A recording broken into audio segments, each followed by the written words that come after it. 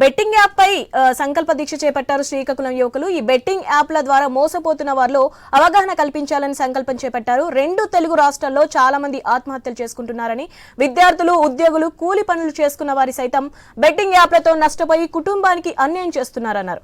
కేంద్ర రాష్ట్ర ప్రభుత్వాలు ఈ బెట్టింగ్ యాప్లను పూర్తిగా నిర్వీర్యం చేయాలని, ఆన్లైన్ బెట్టింగ్ యాప్లను వ్యతిరేకంగా సంకల్ప దీక్ష చేపట్టిన శ్రీకాకుళం జిల్లా చిలకపాలెం యువకులతో మా ప్రతినిధి రాము ఫేస్ టు ఫేస్.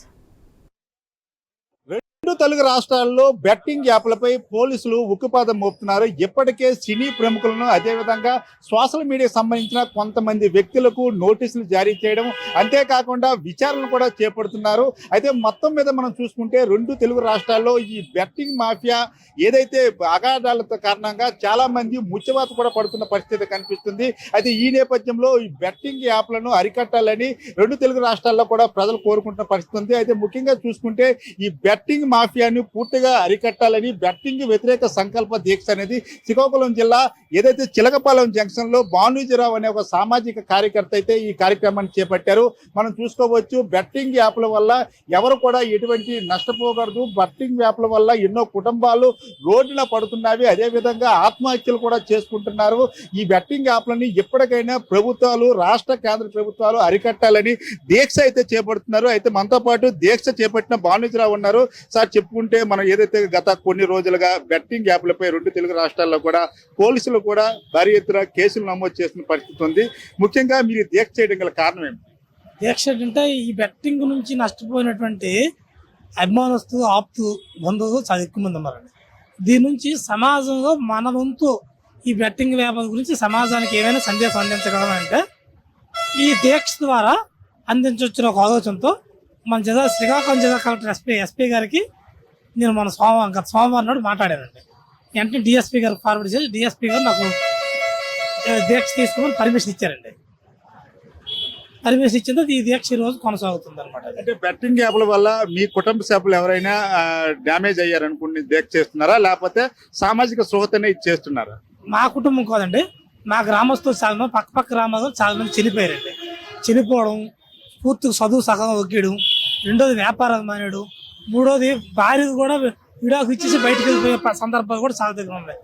తర్వాత ఈ మధ్యన సోషల్ మీడియా, నేను చెప్పడం మీకు కూడా తెలిసిందే, సోషల్ మీడియా ఓపెన్ చేయడం అంటే 10 కుటుంబ సభ్యులు అందరూ చనిపోయారు.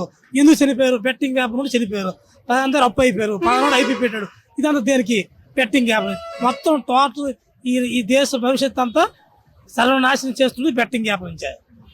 ఇందులో విద్యావేత్తలు ఉన్నారు, డాక్టర్స్ ఉన్నారు, ఇంజనీర్లు ఉన్నారు, టీచర్స్ ఉన్నారు, భవన కార్మికులు ఉన్నారు, సామాన్యులు, చిన్న చిన్న వ్యాపారస్తులు, లేడీస్ కూడా కొంతమంది ఉన్నారండి. అంటే జనరల్ గా ఈ బెట్టింగ్ యాప్లు ఈజీ మనీకి అలవాటు పడి విద్యార్థులు, కూలి పనులు చేసుకున్న వారు కూడా బాగా ఆకర్షితులు అవుతున్నారు. ప్రభుత్వాలు ఎలాంటి చర్యలు చేపడితే ఇది అరికట్టవచ్చు? ఈ ప్రభుత్వం ఈ మధ్యన అంటే దీని మీద సరైన చట్టాలు తీసుకురావాలి, పటిష్టమైన చట్టాలు. ఎంతటి వాడు కూడా తప్పిపోవడానికి అవకాశం చట్టాలు తీసుకొచ్చి కేంద్ర రాష్ట్ర ప్రభుత్వం సరైన నిర్ణయం తీసుకుంటే ఇది కరోనా కంట్రోల్ చేయాలి. ఈ దేశం ఎందుకు బెట్టింగ్ యాప్ చేయలేదని ఒక ఆలోచనతో నేను సంకల్ప దీక్ష ద్వారా కేంద్ర రాష్ట్ర ప్రభుత్వానికి ఈ బెట్టింగ్ యాప్ నష్టపోయిన ప్రధానికం తరపు నేను కేంద్ర రాష్ట్ర ప్రభుత్వానికి విజ్ఞప్తి చేస్తున్నానండి. మనం చూసుకోవచ్చు, శ్రీకాకుళం జిల్లా అంటే వలసల జిల్లా అంటారు, ఎక్కువగా కూలి పనులు చేసుకునే వాళ్ళు ఉంటారు. ఇలాంటి జిల్లాలో కూడా బెట్టింగ్ అనేది జరుగుతుందని అనుకుంటున్నారా? వాళ్ళు జరిగితే ఎటువంటి డ్యామేజ్ జరుగుతుంది? ఇది శ్రీకాకుళం జిల్లా అనేది చాలా వెనకబడిన జిల్లాగా పరిగణిస్తాను. ఆ విషయం అందరికీ తెలిసిందే. అందులో చాలా మంది ఇక్కడ నుండి వలస వెళ్ళిపోయే కూలీలు, వలస కూలీలు, భవన కార్మికులు, నిర్మాణం చేసే కార్మికులు, మరియు మిడిల్ క్లాస్ ఫ్యామిలీలు కూడా కొన్ని ఇక్కడ ఎందుకంటే పంటలకు కూడా కొంచెం అనుకూలంగా లేకపోవడం వల్ల, డబ్బు అనేది కొంచెం బాగా వెనకబడి ఉండటం వల్ల వలస కార్మికులు ఎక్కువగా ఉన్నారు. దీనివల్ల చాలా మంది విద్యార్థులు, భవన కార్మిక పిల్లలు, మరియు మిడిల్ క్లాస్ ఫ్యామిలీలు, చాలా మంది విద్యావేత్తలు కూడా దీనిపైన ఇది మొబైల్ ద్వారా వచ్చే యాప్కి ఎడిట్ అయి, క్రికెట్లో వచ్చే యాప్కి ఎడిట్ అయిపోయి, దానివల్ల ఇంట్లో ఫ్యామిలీలో తెలియకుండా కొంత డబ్బు తెచ్చి ఇందులో పెట్టి ఈజీ మనీకి అలవాటు పడిపోయి ఈ బెట్టింగ్లో పెట్టడం వల్ల తర్వాత కొంత సమయం అయిపోయిన తర్వాత వీళ్ళంతా కోల్పోయిన తర్వాత బయటికి విషయం రావడం వల్ల ఇది ఏమైపోతుందని చెప్పి ఆత్మహత్య చేసుకునే పరిస్థితులు కూడా ఏర్పడి ఉన్నాయి.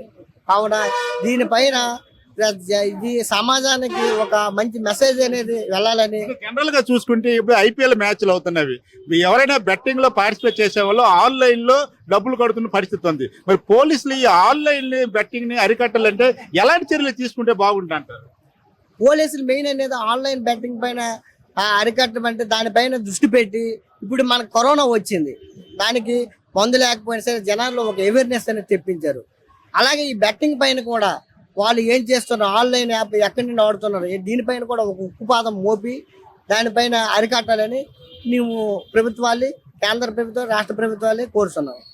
మనం చూసుకుంటే ఏదైతే రాష్ట్ర వ్యాప్తంగా కూడా ఈ బెట్టింగ్ మాఫియా మహమ్మారి బారిన పడి ఎంతో మంది యువకులు ఆత్మహత్యలు చేసుకుంటున్న పరిస్థితి కూడా ఉంది. ముఖ్యంగా చూసుకుంటే శ్రీకాకుళం జిల్లా లాంటి వలసల జిల్లా, ఇక్కడ ఎక్కువ మంది కూడా కూలి పనులు చేసుకునే కోసం ఇతర ప్రదేశాలకు వెళ్తున్న పరిస్థితి, తమ పిల్లల్ని ఇక్కడ చదువుకునే పరిస్థితి అయితే కనిపిస్తుంది. ఈ క్రమంలో బెట్టింగ్ యాప్ మోజులో పడి చాలా వరకు ఇక్కడ ముచ్చవాత పడుతున్న పరిస్థితి ఉంది.